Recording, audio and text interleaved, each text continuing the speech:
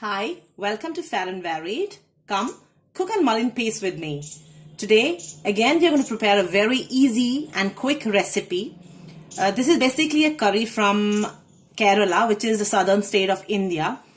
For this, we will require pumpkin, which I've cut into dices. This is about 350 grams to 400 grams. And this is a pigeon pea, which is arahar. This I have cooked and boiled. This is about 150 grams. This is salt as per taste. Turmeric powder, which is haldi, which is about 1 teaspoon. This is coconut oil, which is about 1 tablespoon. This is green chilies, which I have here used about 4 big ones, which is cut into halves. And these are some curry leaves. In a pressure cooker, we will first put the cooked dal.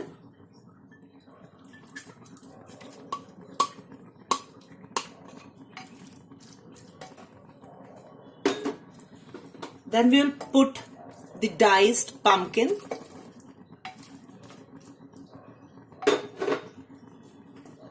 On top of it, we will put water, just enough to cover it.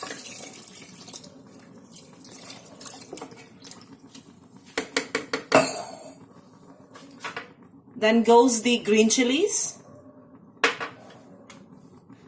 Then the turmeric powder. And next comes salt. We'll give it a good mix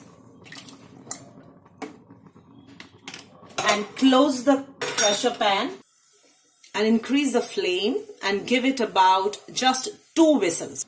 We have given 2 whistles and now it's time to open the pressure cooker. Dal and pumpkins are very nicely cooked. All we need to do is pour the coconut oil and the curry leaves and give it a stir.